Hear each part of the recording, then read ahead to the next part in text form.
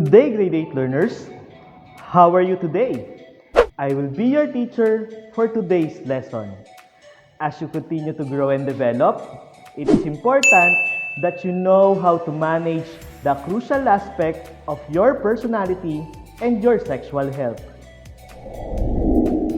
As we go further, in this lesson, you are expected to First, identify different issues and concerns related to gender and sexuality during adolescence and apply good decision-making skills in managing sexually related issues.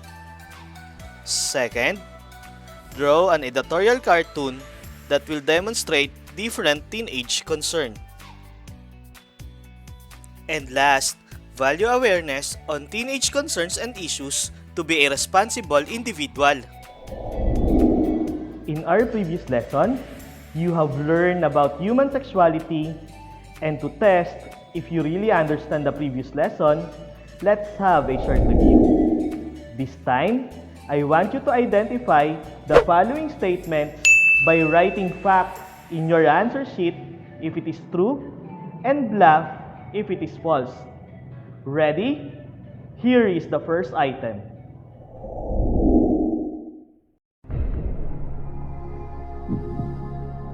Number 1. Gender roles refers to the characteristics and expectations of how man and woman should feel, think, and act set by society.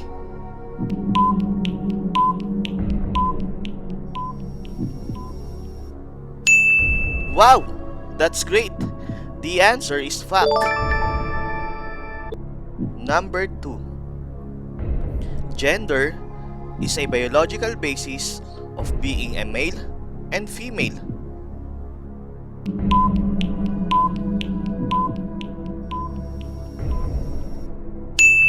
Very good! It's a bluff. Number 3. Mental self is a dimension of human sexuality that refers on how you look as a man or woman.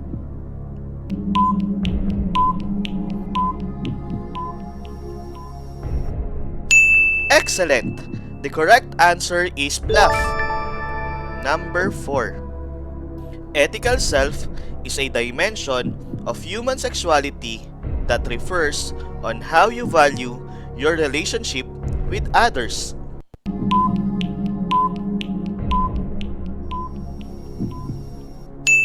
Good job! That's a fact.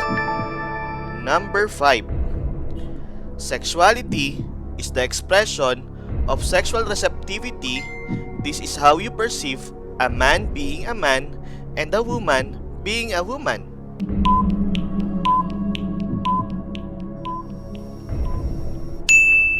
Great! The correct answer is fact.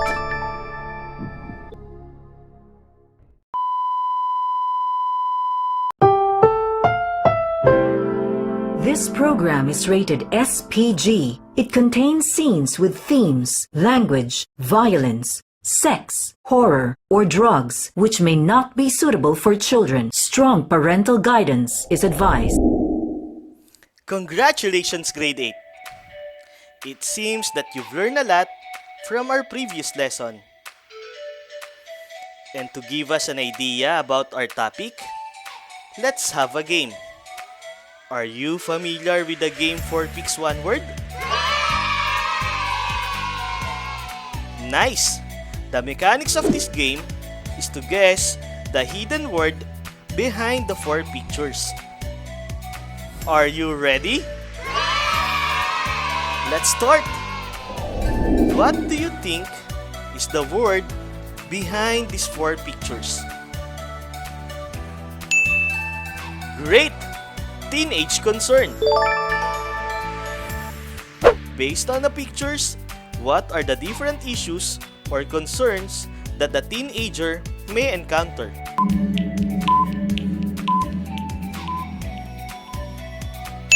Excellent!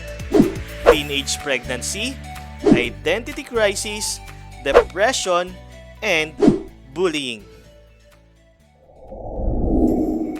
Today, In the modern society, there are a lot of problems, especially problems related with teenagers.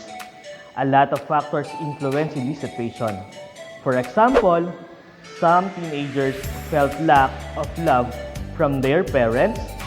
Another factor is the lack of education because of poverty. In most of the cases, the problems deals with drugs, alcohol, teenage pregnancy, and depression. Now, for us to have an idea about the different issues and concerns of teenager, let us watch this video. Bukod sa paglobo ng mga COVID cases, naalarma rin ang mga eksperto sa pagdami ngayong pandemya ng mga teenage pregnancies. Kasama yung ilang kabataang nabubuntis ulit. Saksi si Cedric Castillo.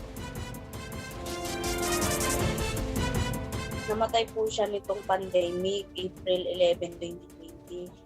Dahil po sa cancer po sa dugo at sa puso. Isang nanay na nagluluksa sa gitna ng pandemya, si Danica Encabo. Matapos mawala noon ng anak, nagdadalang tao ulit siya ngayon. Sobra po akong nalungkot during pandemic. Nandito lang po talaga sa loob. Sala ko po tinatatagal at lagi lang po konektado. Noong 2015, sa edad na 16, naging teenage mom si Danica. Sa datos ng Philippine Statistics Authority, bumaba ang bilang ng mga 15 to 19 years old na nanganak sa pagitan ng 2016 at 2019. Pero sa parehong panahon, tumaas ang bilang ng mga naging ina sa napakamurang edad na 10 hanggang 14. Bahagya namang bumaba noong 2016 hanggang 2018 ang mga kaso ng repeat pregnancy o nagbuntis sa maigsing panahon lang ayon sa Commission on Population and Development o POPCOM. Lampas 4,600 ang mga nabuntis na edad 10 hanggang 17 noong 2018. Wala pang datos ang POPCOM sa panahon ng pandemya pero sa tansya nila, there are around 100,000 minors who are heads of family this year. And doon nanggagaling, sabi ng UP Population Institute, malamang doon manggagaling yung mga repeat pregnancies. Baka 20%, 20,000 of them can give birth even during the pandemic. And if panay lockdown, hindi sila makakuha ng serbisyo, lalong tataas pa yung bilang. ngayong taon, posibleng pumalo muli sa 166,000 ang bilang ng mga nabuntis na menor de edad, bunsod na rin ng lockdowns. Para sa POPCOM, isa itong health, social at economic crisis. Ang kanilang hinaharap ay mas mababang kita. Mas mababa ang kita by almost 6 times. At ang resulta nito, 33 billion pesos ang nawawala sa kanilang posibleng kitain. Higit sa dagok sa ekonomiya, nakataya sa teenage at unwanted pregnancies ang buhay ng isang ina at ng kanyang pinagbubuntis. Sabi ng POPCOM, noong 2019, mahigit 1,400 na babae ang namatay sa panganganak. 177 ay edad 10 hanggang 19 pa lang. National priority ng pamahalaan ang pagtugon sa teenage pregnancy batay sa Executive Order 141 ni Pangulong Duterte nitong June 2021. Kaakibat nito ang pagpapalakas sa reproductive health services at awareness campaign ng gobyerno, kabilang ang sex education at family planning upang maturuan at mailayo ang kabataan sa iba't ibang epekto ng maagang pagbubuntis. Hypertension o kaya yung malnourished na mga teenage mothers, yung anak will also have itong low birth weight. And low birth weight leads to poor outcomes, no? Madaling magkasakit. And eventually, if that is not addressed, yung nutritional issue, it will lead to stunting. And we know 28% of children 0 to 5 are stunted. Ako si Cedric Castillo, ang inyong saksi. Based on the video, what do you think are the factors why teenagers encounter different issues or concerns?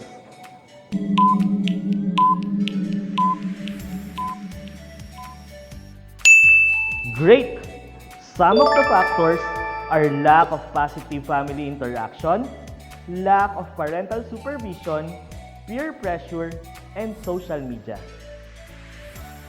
And what do you think is the most common issue or concern encountered by teenagers? and why?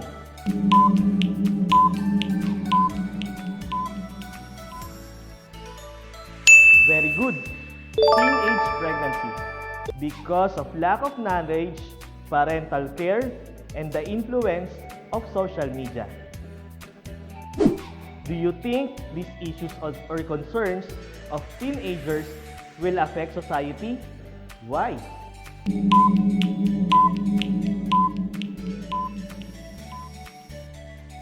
Excellent. It may affect the society because teenager also plays vital role. They are the future, so their issue and problems are also a problem in our society.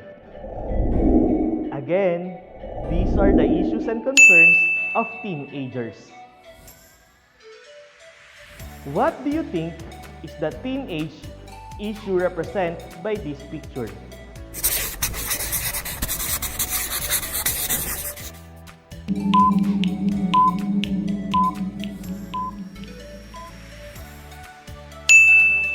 Good job! Teenage pregnancy.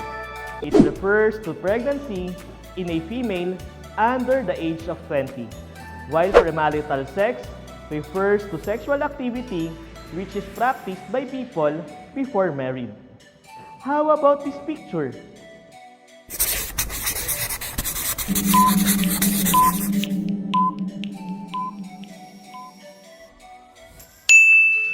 Great!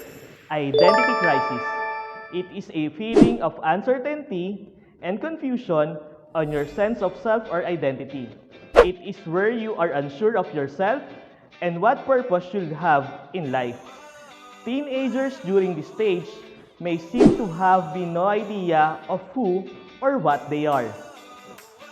How about this picture?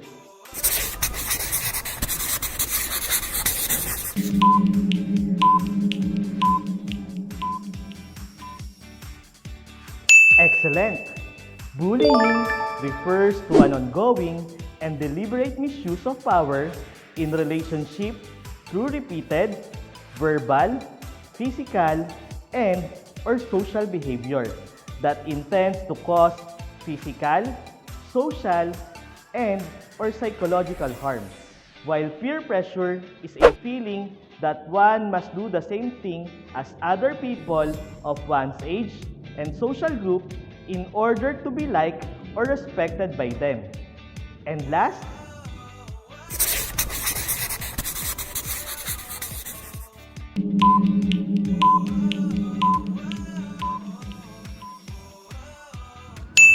very good. Depression is a common and serious medical illness that negatively affects how you feel, the way you think, and how you act. Now, since we deepen our understanding about teenage concerns, let's have an activity entitled Editorial Cartooning. In this activity, you will draw an editorial cartoon that will demonstrate the issues and concerns of teenagers. The materials needed are pencil and bond paper. Take note that your output will be on a landscape form.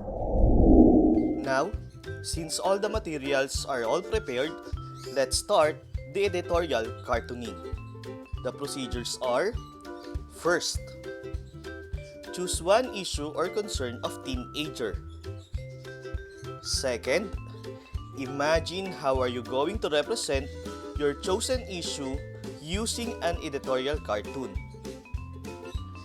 And last, draw what have you imagined.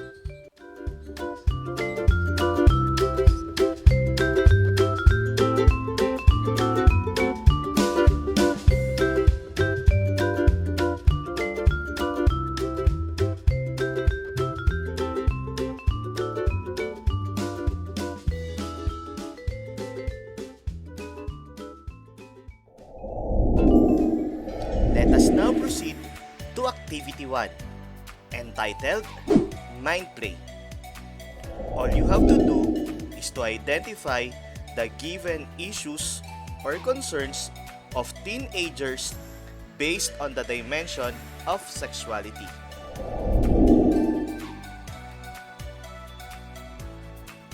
Write your answer in your answer sheet.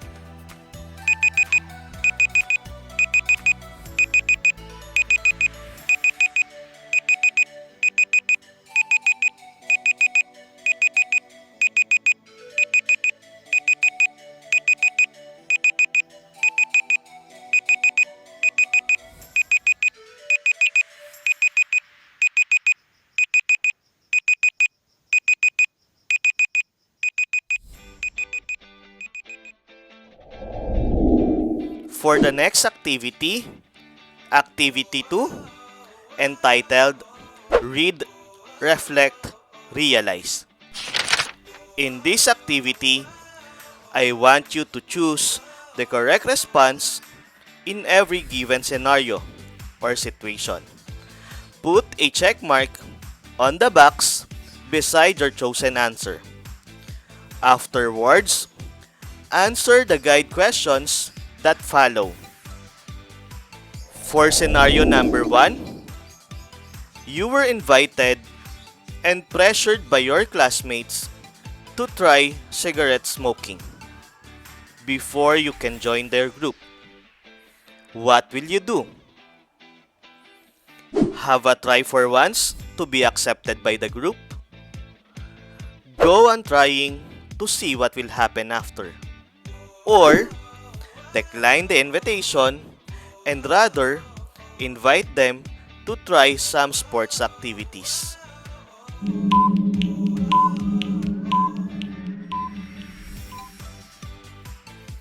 If you have chosen your answer, the next question is, what did you consider in choosing your response?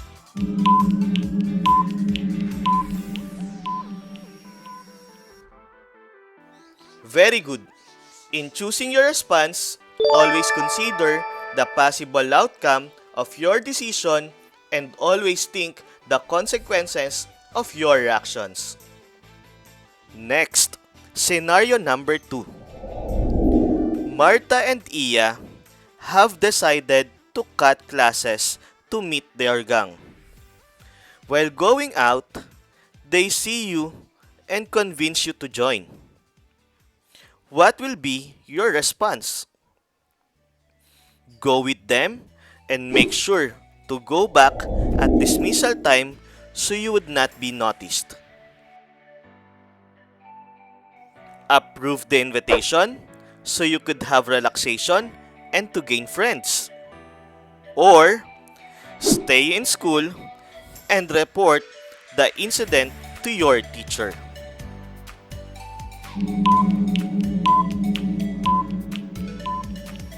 After choosing your response, how important is the good decision?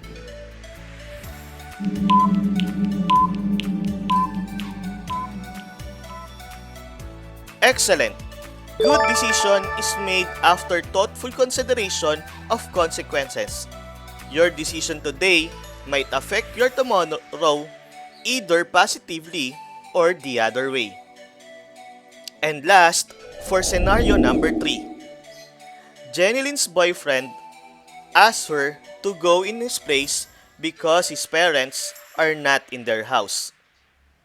Jenilyn is confused and asks her friend, she asks you what to do. What will be your advice? Tell her to go and trust his boyfriend? Advise her to go because her boyfriend might be angry? Or tell her not to go because it is not proper to go in his place without his parents and he will really respect her, he will not be angry?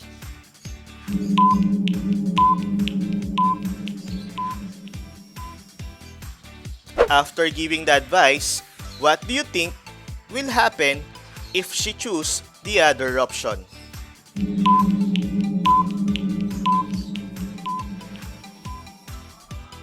Great! Both of them may be tempted to do the things that they are not ready for and may result to teenage pregnancy. Now, Let's check your understanding by completing the following sentences.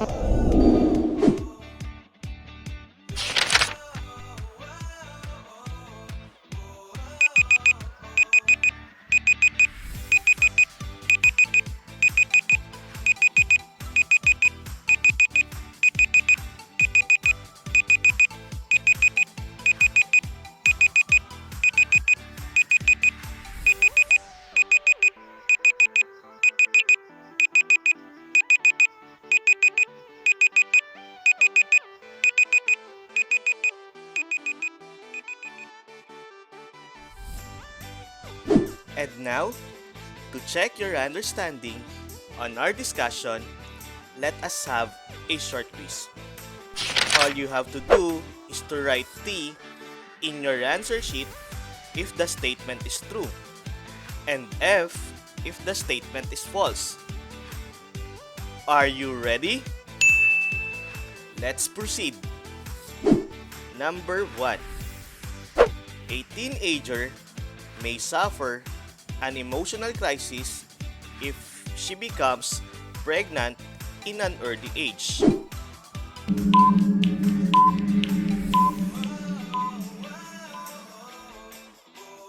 Number 2. Family problem is a non-factor on teenage concerns.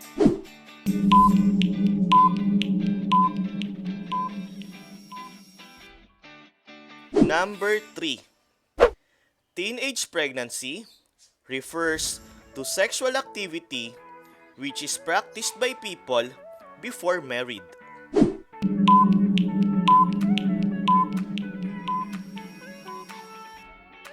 Number 4. Bullying can affect the mental health of a victim.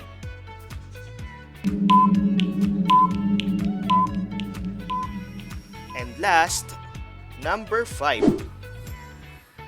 Identity crisis is a feeling of uncertainty and confusion on your sense of self or identity.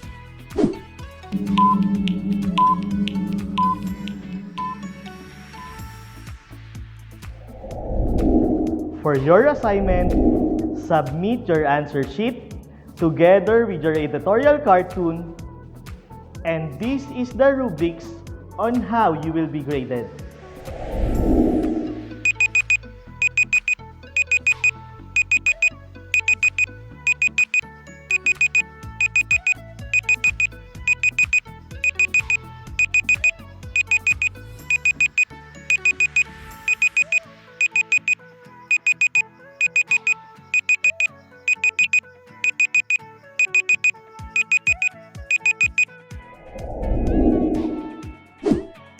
Take note that editorial cartoon are graphic expressions of the creator's ideas and opinions based on current events. And these are the examples of editorial cartoon.